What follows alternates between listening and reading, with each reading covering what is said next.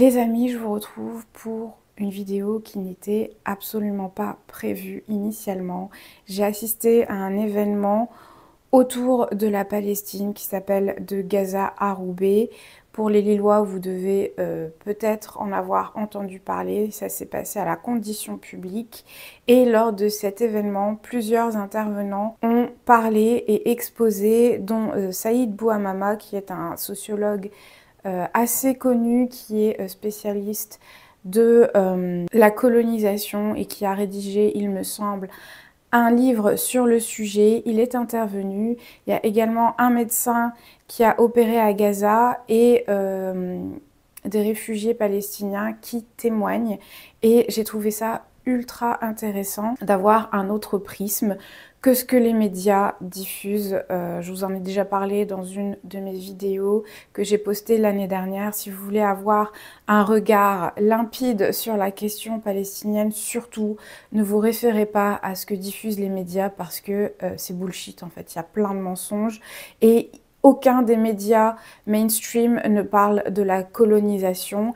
La Palestine est perçue comme étant des terroristes et justement, les intervenants sont là pour mettre en lumière leur point de vue et j'ai trouvé que c'était ultra intéressant d'en faire une vidéo parce qu'en fait, j'ai pris plein de rushs lors de l'événement. Je m'étais dit qu'à la base, j'allais en faire des stories, sauf que mes rushs sont assez longs. Et je m'étais dit que ce serait peut-être plus pertinent d'en faire une vidéo longue, un format long, et que ça pourrait intéresser certains d'entre vous, sachant que j'ai déjà abordé la thématique plein de fois sur ma chaîne. Donc voilà, j'espère que ça va vous plaire. Tous les fonds de cet événement vont à deux associations qui ont elles-mêmes organisé cet événement, que vous connaissez peut-être. Il y a l'association MEAD et l'association PALMED. PALMED pour Palestine Médecine. Donc c'est une association qui a envoyé plusieurs médecins à Gaza dans le cadre de missions humanitaires et je vous mettrai les liens de ces deux associations en barre d'infos si vous voulez les soutenir. Ce sont des associations de confiance, elles étaient présentes sur place. Et voilà, je pense que j'ai fait le tour de ce que je voulais vous dire. Une petite introduction rapide, courte et efficace. Et puis je vous laisse avec la suite de l'événement. Aussi, petit disclaimer, je m'excuse pour la qualité des rushs. Des fois ça peut trembler, des fois il peut y avoir des soucis de son. J'ai filmé avec mon téléphone parce que c'était la seule caméra que j'avais à disposition.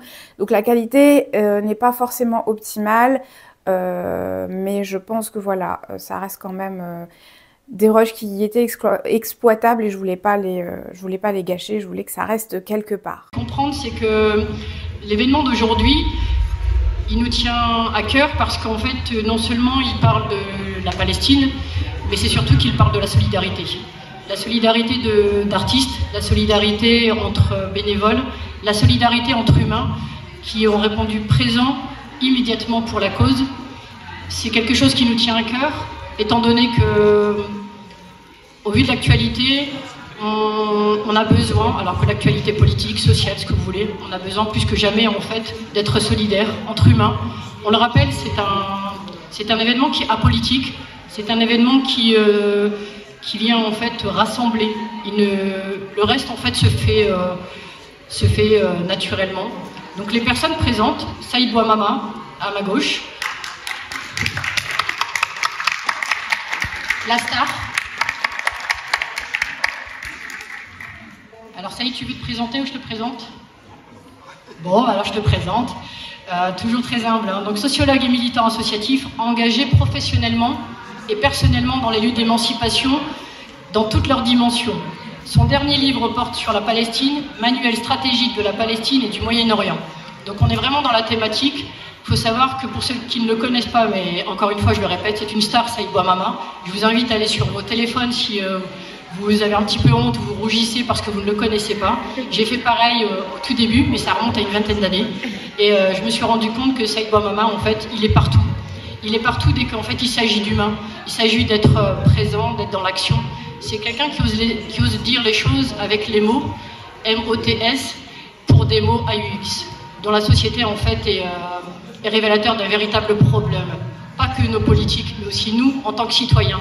Nous sommes inactifs, nous sommes immobiles, immobilisés parfois parce qu'on ne sait pas comment faire. Aujourd'hui, vous avez vu l'événement qui est en train de se créer. C'est juste venu à nous, simples citoyens. Et Saïd Bouamama, en fait, on est notre inspiration tout le temps, dehors. Il est là, engagé pour n'importe quelle cause, que ce soit Emmaüs ou d'autres encore. Donc, encore une fois, merci à Saïd.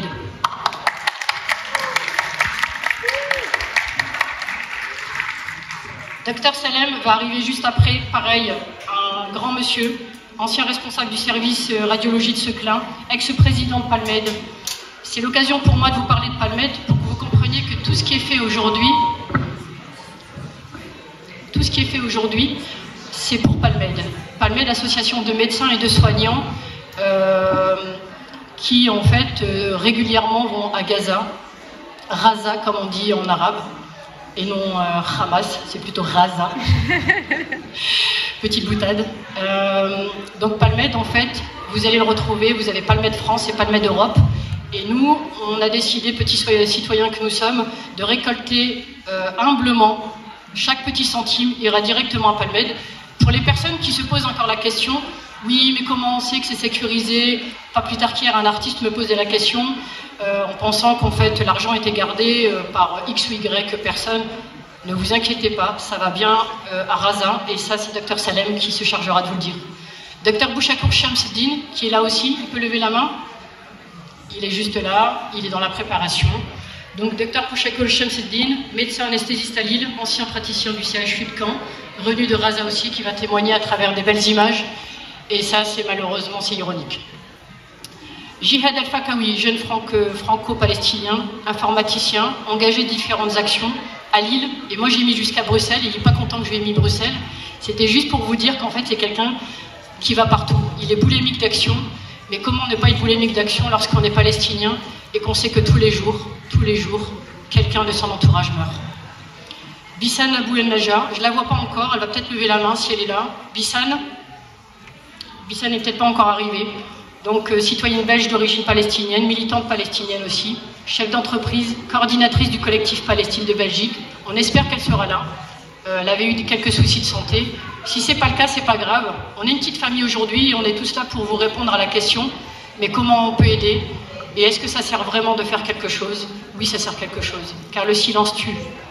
Merci à vous et bonne table ronde. Pour être traité d'apologiste du terrorisme et être poursuivi en justice. Vous avez, comme moi, suivi les informations d'interdiction de certains meetings, de condamnation d'un secrétaire de l'Union départementale CGT qui, parce qu'il a soutenu la lutte du peuple palestinien, s'est retrouvé poursuivi en justice. Et donc, pour traiter cette question-là, je pense qu'il faut d'abord rappeler quelques éléments généraux sur la signification du terme résistance, puis réinscrire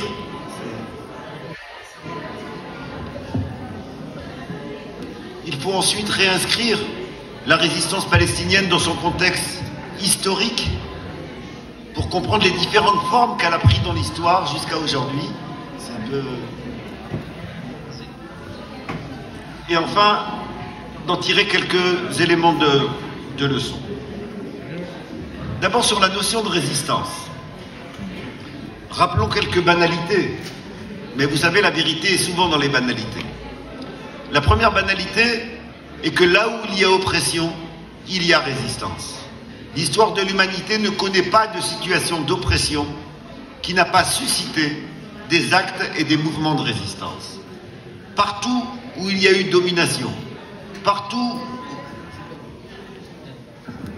où il y a eu domination, partout où il y a eu occupation, partout où il y a eu colonisation, nous avons vu les peuples se dresser pour simplement survivre, pour rester dignes, pour ne pas devenir des êtres déshumanisés, qui ont levé la tête, qui ont résisté par les moyens qu'ils disposaient pour résister. La résistance peut prendre des formes différente d'un endroit à l'autre, d'une période à l'autre, mais elle existe toujours. Et quant à la question des formes qu'elle prend, eh bien c'est en fonction de ce qui est disponible. Les peuples résistent comme ils peuvent, avec ce qu'ils ont, et lorsqu'ils n'ont rien, eh bien ils résistent par les derniers éléments qu'on peut mobiliser, c'est-à-dire la vie, et y compris jusqu'à la mort. La seconde banalité qu'il convient d'avoir en tête, c'est que ce n'est jamais le dominé qui choisit les formes de la résistance. Tous les colonisés qui se sont révoltés contre une domination, contre une colonisation, ont toujours commencé par demander gentiment qu'on reconnaisse leurs droits. Ça a toujours été par des pétitions, des mémorandums, etc. Et c'est lorsqu'effectivement ces formes d'exigence ne sont pas entendues, lorsque l'oppression continue, lorsque les meurtres continuent, lorsque les assassinats continuent, qu'effectivement émergent d'autres formes de résistance. Nous ne connaissons aucune histoire d'un peuple qui a commencé par la lutte armée. Ça n'existe pas. À chaque fois, ça a été des mouvements pacifiques et devant la surdité du colonisateur, d'autres formes ont été employées. Et c'est important de l'avoir en tête.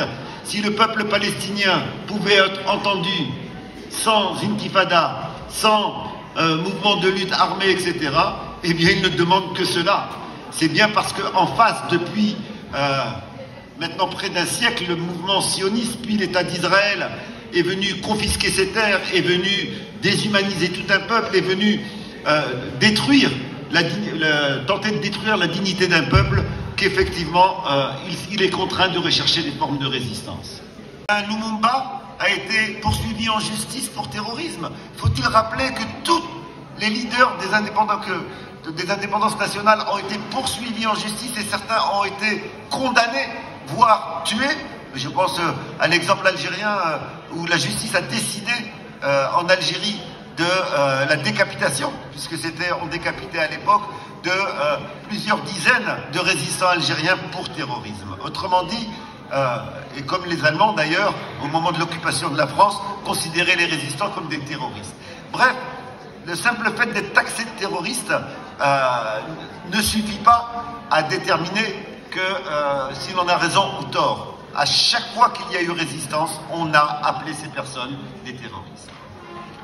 Alors, si on a bien ces grandes idées en tête, on peut du coup regarder comment ça s'est construit en Palestine.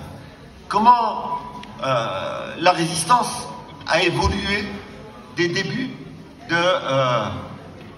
du mouvement sioniste jusqu'à aujourd'hui. Je dis bien des débuts du mouvement sioniste parce que la résistance a commencé bien avant l'existence de l'État d'Israël.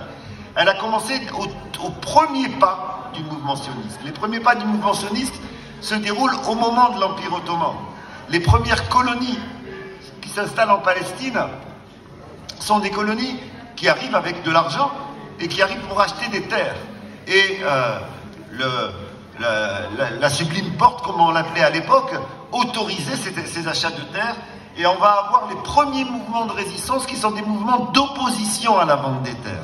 On va avoir les premières manifestations, les premières pétitions, les premières interpellations du gouvernement ottoman pour qu'il interdise la vente des terres à ces colonies qui commencent à arriver. Elle va se poursuivre sur la Palestine mandataire. Alors la Palestine mandataire, c'est lorsqu'effectivement on va confier le mandat à la Grande-Bretagne de gérer la Palestine. Alors, je vous rappelle, les mandats étaient normalement pour que les peuples accèdent à l'indépendance. Et là, on va donc confier un mandat à la Grande-Bretagne pour qu'elle prépare la Palestine à l'indépendance. Et en réalité, la Grande-Bretagne ne va rien faire d'autre que de favoriser le mouvement sioniste, avec en particulier comme souci, le souci de contrôler la région, qui est une région qui est stratégique, une région qui est à la fois pour des raisons commerciales stratégiques, parce qu'elle est à l'intersection de 3 continents, c'est-à-dire à l'intersection de l'Afrique, de l'Asie et de l'Europe, c'est-à-dire que l'essentiel du commerce mondial au travers du canal de Suez passe par cette région. et d'un autre côté qui est stratégique parce que le pétrole devient la ressource énergétique principale à ce moment-là, et donc contrôler le pétrole, c'est contrôler l'ensemble. Pour cette raison, la Grande-Bretagne va donc considérer que ses intérêts à long terme, c'est d'instaurer sur place un État qui lui est dépendant, un État vassal, un État qui est à son service. Et c'est comme cela que vont se faire les noces entre le mouvement sioniste et la Grande-Bretagne, sur la base d'intérêts, c'est un mariage de raison, sur la base d'intérêts économiques.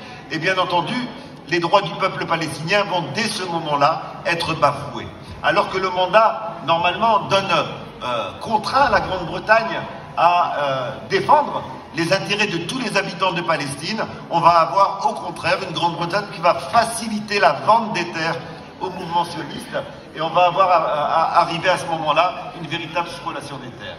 Alors, de nouveau, les premières réactions sous la Palestine mandataire sont des réactions d'exigence pacifique. On croit encore que la Grande-Bretagne va...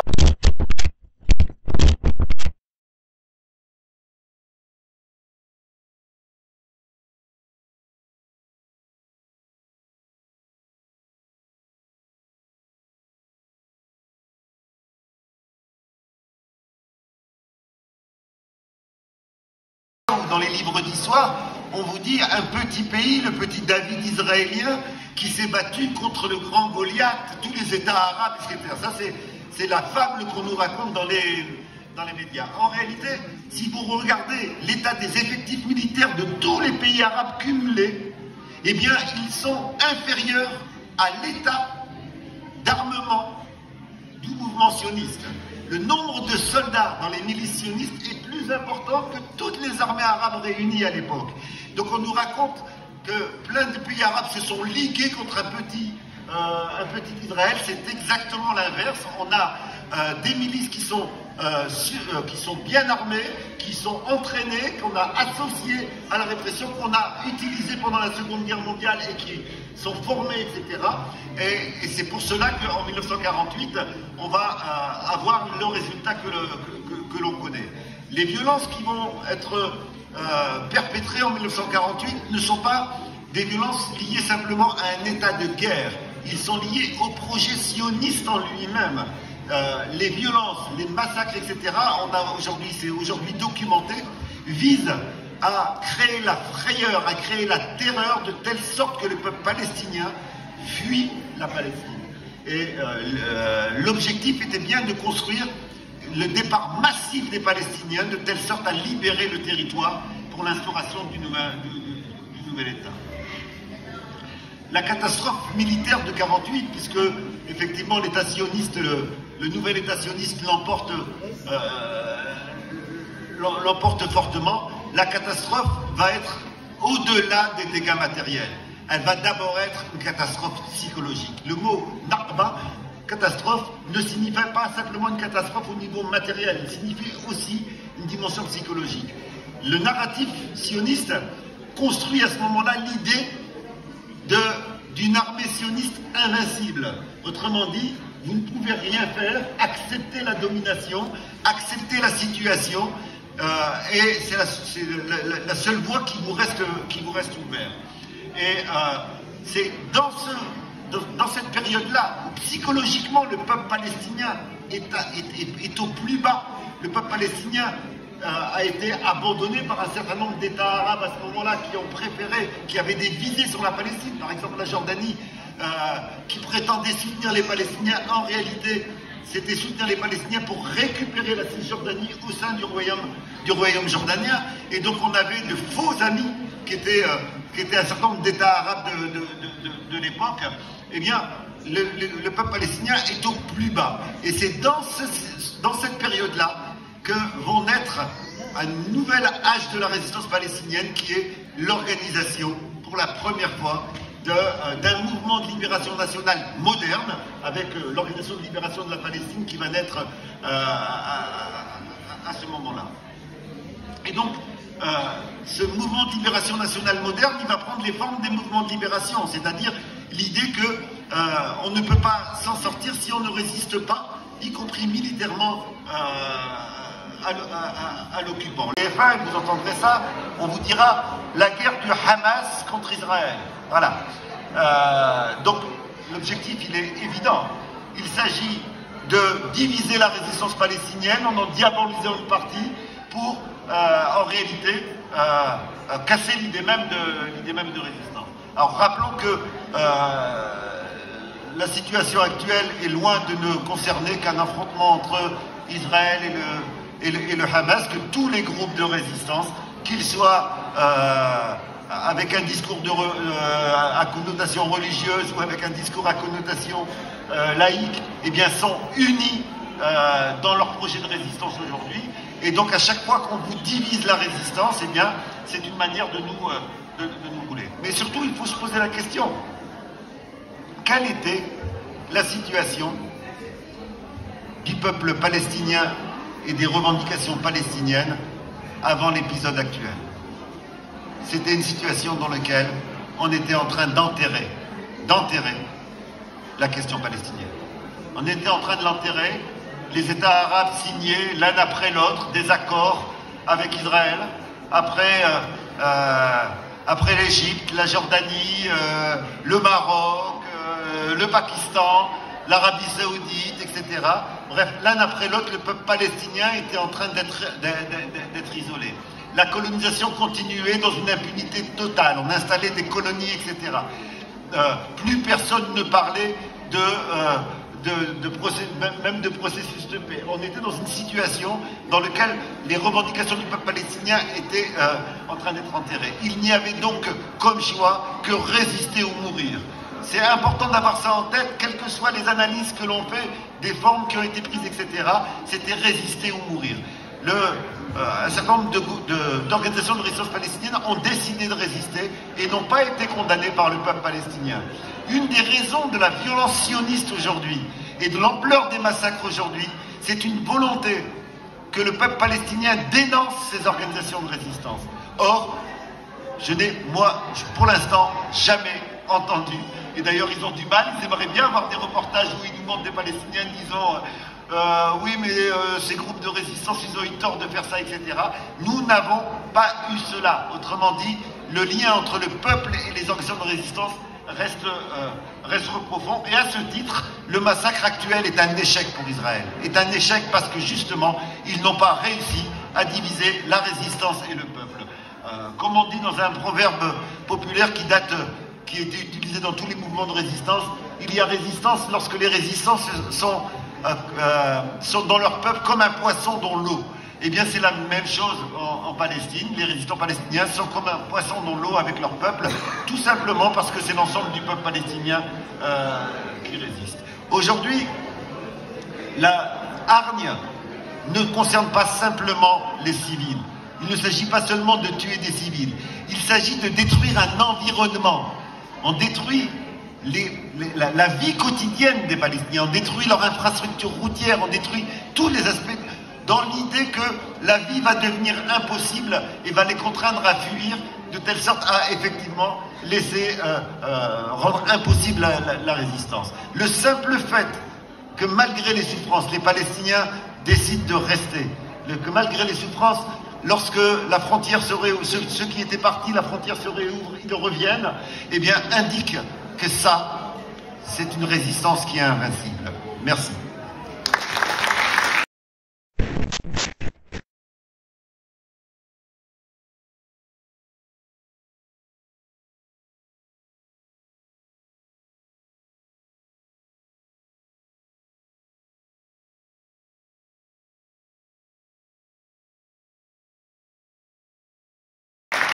Toutes et à tous, je suis désolé parce que j'ai absolument rien préparé, forcément, mais ça fait absolument plaisir, honneur à vous parler. Désolé pour mon petit accent en avance. Enfin, de base, ce que je veux dire, c'est la cause palestinienne et la lutte du peuple juif sont pas deux choses différentes. En fait, c'est la même chose. Je pense. J'explique. Je viens de Chicago des bases. Je suis américain, mais je vis en France depuis 3 ans à peu près. Et ce que je note, c'est une grande prise de conscience chez nous. Et comme toutes les communautés, on n'est pas forcément dans le monolithe. Je sais pas si forcément ça c'est un mot qui existe, mais ça veut dire que comme tous les peuples du monde, on pense pas forcément tout pareil. Bien sûr, il y a un grand lavage cerveau, tout ça bien sûr, mais ça se voit qu'il y a beaucoup de changements dans notre communauté, beaucoup de discussions qui se passent, et surtout chez les jeunes. Et ça c'est quelque chose qui me rend très fier. Et je suis hyper fier d'être ici avec vous parce que en fait, comme j'ai dit, je vois la libération palestinienne comme la libération juive. De vivre séparément, ça sert à rien parce que ça crée que la division et que une séparation franchement très mauvaise, je trouve. Et ça sert vraiment que les intérêts de l'Occident, de la France, des États-Unis, les gens qui veulent nous séparer, qui veulent utiliser notre traumatisme, le traumatisme des Juifs, pour faire mal envers les Palestiniens. Ça veut dire que l'antisémitisme qu'on a vécu ici en Europe, aux États-Unis, Grande-Bretagne et tous, parce que eux, je trouve, ils ne veulent pas de nous ici, mais c'est facile de prendre un peuple traumatisé et de leur faire mal envers les autres. Et ça, c'est pourquoi je pense il y a heureusement une prise de conscience, et pourquoi je trouve que la solidarité entre nous, c'est la seule façon de bouger vers le futur. Et ça, c'est pourquoi je viens ici, je porte mon kippa pour montrer qu'on est ici, partout, surtout chez moi. J'imagine la média, ça se montre pas, mais je vous rassure, partout, la discussion, ça se passe. On est là, on est avec vous. Palestine vivra, Palestine vaincra. À la prochaine fois.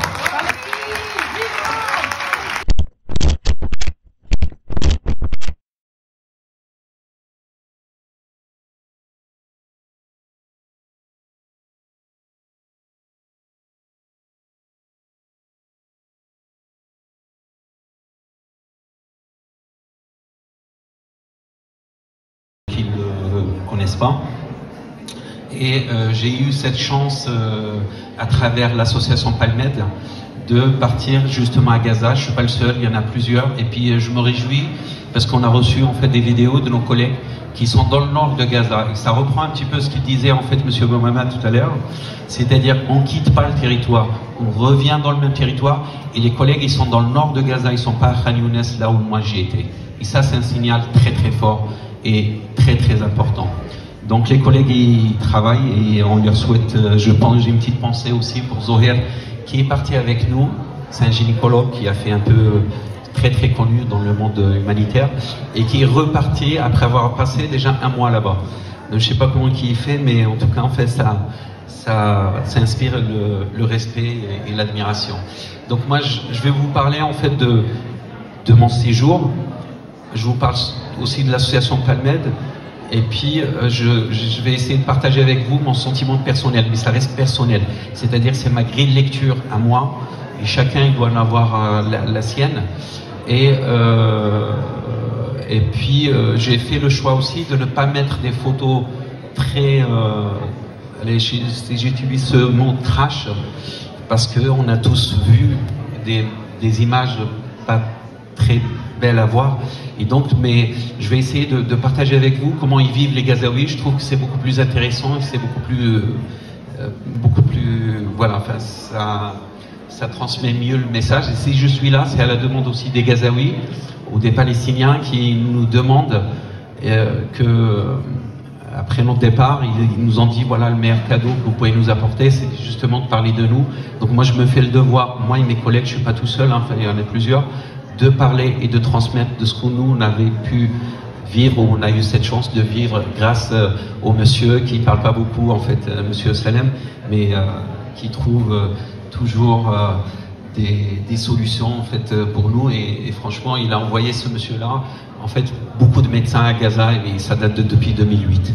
Donc là devant vous en fait il y a quelques photos, je rappelle juste un chiffre que vous connaissez tous, ça, c'est-à-dire que là actuellement il y a plus d'enfants morts à Gaza en 4 mois qu'en 4 ans partout dans le monde, et en soi déjà ça devrait nous interpeller.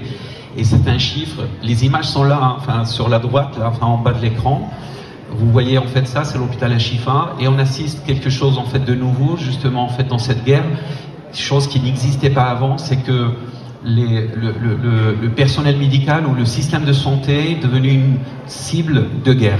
Voilà, ça c'est quelque chose en fait de très très nouveau à laquelle en fait peut-être les sociologues et les spécialistes de la question devraient peut-être étudier, parce que d'habitude, et les usages dans les guerres qu'on respecte un petit peu, je pense un petit peu à la guerre 14-18 dans les tranchées, on respectait quand même en fait quand il y avait des gens avec leur casque et la croix de la Croix-Rouge. Là maintenant, non, pas du tout. En fait, dès qu'il s'agit du personnel médical ou paramédical ou des gens en fait qui travaillent dans le système de santé, eh ben, pour eux c'est une cible pareil que pour les militaires. Voilà. Donc, je vais partager avec vous aussi un son que j'aime bien partager, c'est le son de ceux qui connaissent la Palestine, il s'appelle Zennana. J'ai déjà eu l'occasion en fait de parler de ça. C'est quoi? C'est le bruit des drones. Quand on arrive en fait à Gaza, ce bruit-là ne nous quitte pas 24 heures sur 24 heures. Et c'est vraiment en fait je dirais, c'est du terrorisme sonore, quoi. Enfin, c'est quelque chose. Voilà, je sais pas, c'est parce qu'en fait, on va voir. Si j'arrive à vous faire entendre ce bruit. Donc ça, on voit en fait un petit peu le désastre. Je ne vais pas vous faire truc. On va parler plutôt de Palmed rapidement. Alors Palmed, c'est quoi? Je remercie d'ailleurs en fait l'équipe de communication de Palmed. Enfin, grâce à eux, ils m'ont donné ça. Donc rapidement, ce que c'est Palmed.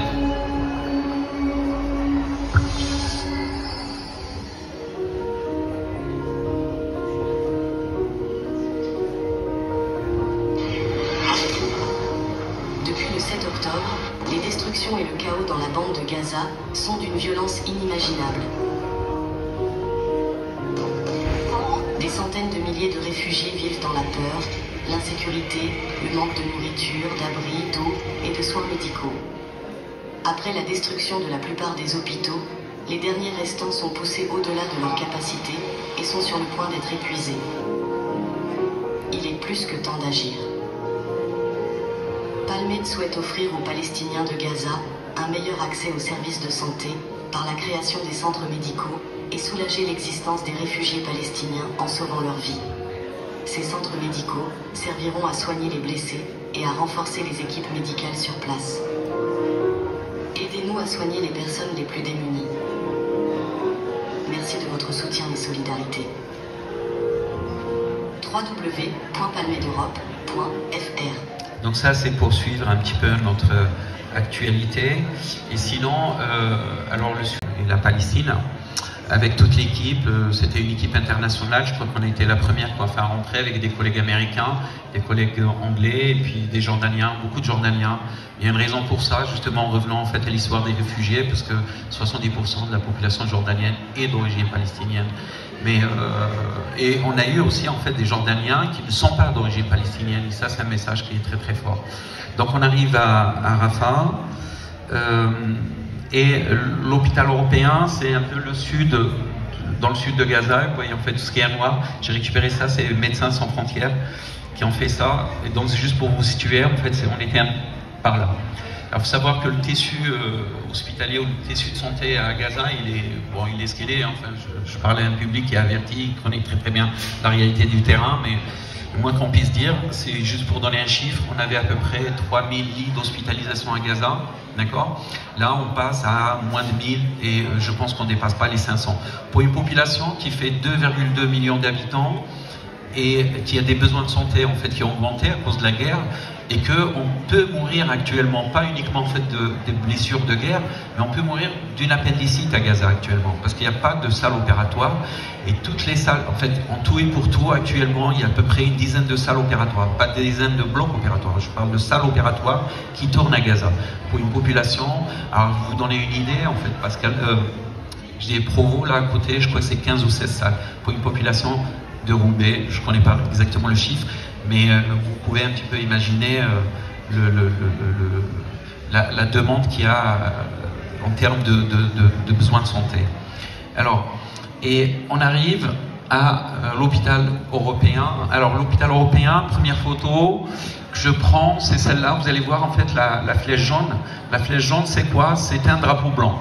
Alors je ne me suis même pas aperçu quand j'ai pris cette photo, c'est en préparant en fait le topo pour une autre conférence, je lui ai dit tiens, c'est quoi ce truc ah bah tiens, c'est un drapeau blanc et c'est sur un tracteur, c'est-à-dire qu'on emmène les blessés dans un tracteur et qui limite c'est du bétail quoi, enfin c'est pas ça rentre pas dans la tête et ils sont obligés en fait de montrer. Vous voyez le monsieur qui est au milieu, je suis désolé je l'ai pas flouté. Eh ben, ils cherchent la nourriture. Donc on a une population en fait qui est en train de chercher des soins, de la nourriture, de l'eau, des trucs de base. Voilà. Ça c'est le tableau, on arrive à l'hôpital européen. Je remets aussi en fait une couche par rapport à ce bruit. Je ne sais pas si vous n'arrivez pas à l'entendre, je suis vraiment désolé.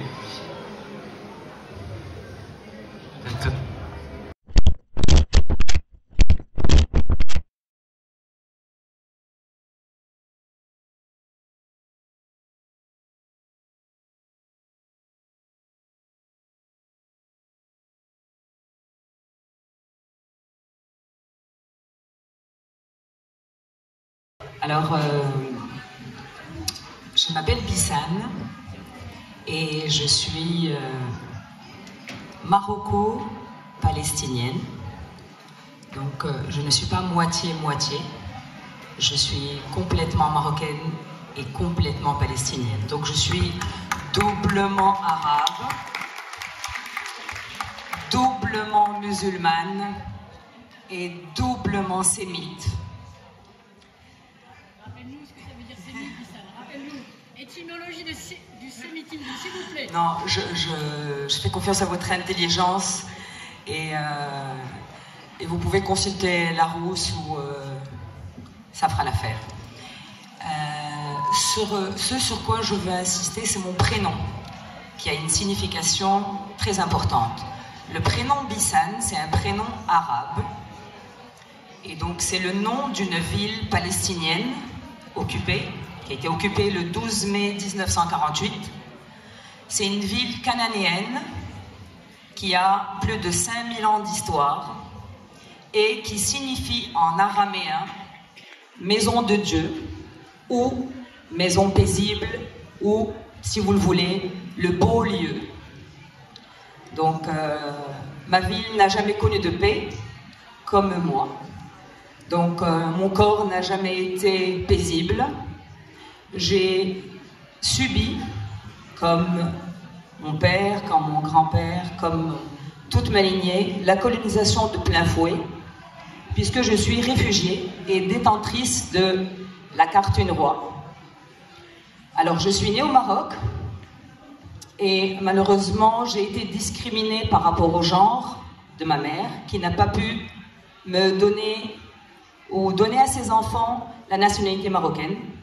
C'est plus tard que la loi a changé et qu'on a pu être naturalisé. Donc, on a été discriminé du fait du genre et j'ai été détentrice d'un laissez-passer égyptien qui nous a posé problème à tous les niveaux puisque il nous donnait accès à rien. Je me rappelle quand j'étais petite, jeune, adolescente et que je voyageais, qu'on prenait l'avion, tous les passagers finissaient leur démarche et rentraient, et nous on restait pendant 4-5 heures à attendre dans les aéroports, à attendre qu'il y a le check-up sécuritaire qui se termine avant d'arriver à destination. Et en étant assise, je voyais plusieurs vols arriver les uns après les autres, des passagers rentrer chez eux. Et dès mon jeune âge, je me suis posé la question, mais je me suis dit, mais quelle menace nous pouvions avoir sur ce monde, quoi. Qu'est-ce que nous représente, enfin, quelle est la menace que peut avoir un enfant palestinien ou un enfant réfugié sur ce monde.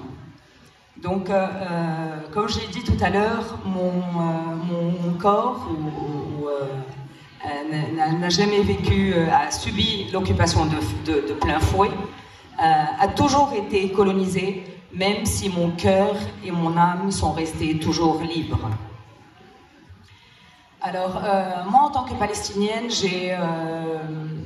j'ai vécu l'occupation même en étant à l'étranger et je l'ai vécu de plein fouet quand je suis retournée en Palestine et à Gaza après les accords d'Oslo, parce que mon père travaillait au sein de l'OLP et en 1995 il est descendu à Gaza rejoindre les rangs de l'autorité palestinienne et nous, un an plus tard, on l'a rejoint. Pour ma part, les accords d'Oslo, c'était une grande déception, une grande désillusion, parce que c'était pas la Palestine qu'on m'a enseignée, que j'ai rêvé et que j'ai imaginé. Mais ça nous laissait peut-être un espoir. On s'était dit, ça nous donne peut-être l'occasion d'aller sur place et de voir ce qu'était la Palestine qu'on avait tant rêvé. Arrivé sur place, je suis confrontée à cette triple frontière égyptienne, israélienne et palestinienne. Moi qui est née libre, je ne comprenais pas comment on pouvait signer des accords comme ça et qui nous donnent finalement droit à rien, parce que je me suis sentie ghettoisée dans cet espace si petit où à chaque entrée, sortie, il fallait toute une panoplie de démarches interminables pour pouvoir rentrer ou sortir de ces territoires. Donc il fallait toujours passer par des autorisations israéliennes, ensuite égyptiennes, etc. Et ça rendait la vie très très compliquée à ces gens-là et tout le monde n'avait pas cet accès facile. Donc pour moi c'était ma plus grosse déception et je me suis sentie vraiment emprisonnée, enfermée dans cet espace qu'on appelle finalement prison à ciel ouvert, mais en fait ce n'est pas une prison à ciel ouvert, c'est un ghetto. Pour moi, c'est le ghetto de Gaza, et ce n'est pas une prison, parce qu'une prison, ça signifie aussi avoir commis un délit ou un crime, sauf que les Palestiniens n'ont commis aucun crime ni aucun délit. C'est leur territoire qu'ils revendiquent et qui leur appartient de droit. En 2023 et 2024, plus d'une centaine de personnes de ma famille ont été tuées et les chiffres ne sont pas définitifs. Je peux vous affirmer que j'ai 2 tantes avec leurs maris, leurs enfants, leurs époux et épouses respectives et leurs petits-enfants ont été décimés. Je peux, ça vous l'affirmer, ils ont tué ma tante préférée qui s'appelait Mouzayyan, la coquette. Et ils ont tué mon autre tante qui s'appelle Farhana, la joyeuse, qui était la dernière rescapée de la Nakba, de la première Nakba, et qui était la seule qui pouvait nous raconter encore des choses horribles qu'elle avait subies à cette époque-là, mais malheureusement, elle n'est plus avec nous. Donc plus d'une centaine de personnes de ma famille, tantes, cousins, oncles, plus les blessés. Et souvent, en fait, on a l'impression que les blessés, en fait, c'est des petites éraflures ou c'est des plaies. En fait, quand on parle de blessés, c'est des amputations, c'est des handicapés à vie, c'est des cicatrices à vie. Sans parler de mes voisins, de mes amis et de tous nos souvenirs qui ont été ensevelis sous les décombres et délibérément visés dans cette attaque génocidaire. Et je pense que le mot génocide est tout simplement juste, il n'est ni trop grave, ni trop exagéré, il est tout simplement juste et réel.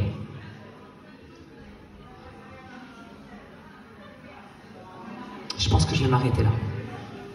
Mais avant de finir, comme l'a dit Nadia, la Palestine, c'est une cause juste. Et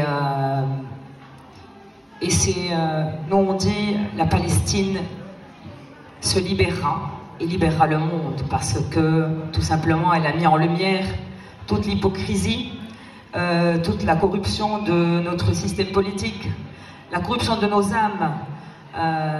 Il ne faut pas avoir honte, au contraire. Moi je suis fière et digne et je suis très courageuse et je suis très forte parce que je me bats du côté de la justice et c'est ce qui me donne des ailes.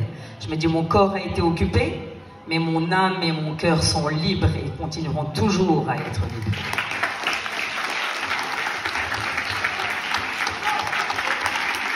Donc il faut continuer à se battre en étant mobilisés. Ça c'est le minimum que vous puissiez faire pour libérer vos âmes. Parce que la Palestine se libérera tôt ou tard et moi je reste optimiste. Moi aujourd'hui, ça peut choquer certaines personnes, mais moi le 7 octobre, moi c'était pour moi un jour de jubilation. Parce que ces jeunes qui n'ont vécu que la guerre ont réussi à casser cette barrière et à rentrer dans les territoires où leurs parents ont vécu et leurs grands-parents ont vécu. Donc ces jeunes ont réussi à se rebeller sur l'oppresseur et ils nous ont montré qu'avec le peu de moyens qu'ils avaient, mais avec une volonté dure comme fer, une croyance forte, inébranlable dans la libération de leurs terres, donc moi je ne peux que finalement tirer mon chapeau et leur dire bravo. Ça veut dire que l'occupation n'a pas réussi à ébranler leur foi en leur territoire. Et on le voit encore aujourd'hui. Lorsque, il y a 2 jours, vous avez vu un petit moment d'accalmie, entre parenthèses, où les jeunes de Deir el-Balah sont sortis, se baigner à la plage. Ça nous montre bien que Gaza nous donne des leçons de vie et montre au monde entier où sont et qui sont les propriétaires de ces terres. Donc, nous, Palestiniens, nous croyons dur comme fer. Avant, peut-être, j'avais peut-être pas espoir, parce qu'avec 30 ans, où on a 30 ans qui se sont écoulés entre les accords d'Oslo et ce qui s'est passé le 7 octobre, on a un peu perdu espoir, y compris nous, Palestiniens, dans une issue je ne vais même pas dire ça un conflit, parce qu'il ne s'agit pas d'un conflit, il s'agit de colonisation tout simplement, et il ne faut pas s'en cacher non plus, c'est aussi un terme juste et juridiquement correct. Je ne comprends pas pourquoi on va le prendre avec des pincettes. Il s'agit d'une colonie de peuplement, comme il a été le cas en Algérie, comme en Amérique, comme en Australie, et ça c'est des faits historiques et juridiques. Je ne sais plus où je voulais en venir et ce que je voulais dire, mais en tout cas, nous continuons à croire. En tout cas, oui, j'allais dire en fait, que j'avais perdu un moment un peu espoir, mais le 7 octobre m'a réconforté dans ma croyance. Et aujourd'hui, je vois, moi le 7 octobre, j'ai vu la Palestine libérée. Je me voyais en fait, moi, à Akka, aller prendre un café avec mes copains en Palestine. Je voyais ça, c'est ça l'image que moi j'ai vue le 7 octobre et aucune autre image. Ça peut paraître peut-être bizarre pour certains, mais en tout cas, moi, c'est la lueur d'espoir. Et aujourd'hui, la résistance, cette résilience palestinienne, et ce que vous voyez tous les jours, malgré la déshumanisation des Palestiniens, mais les Palestiniens continuent à résister, continuent à vivre. Ils s'amusent, ils font des ateliers. Et les enfants vous disent qu'on se battra.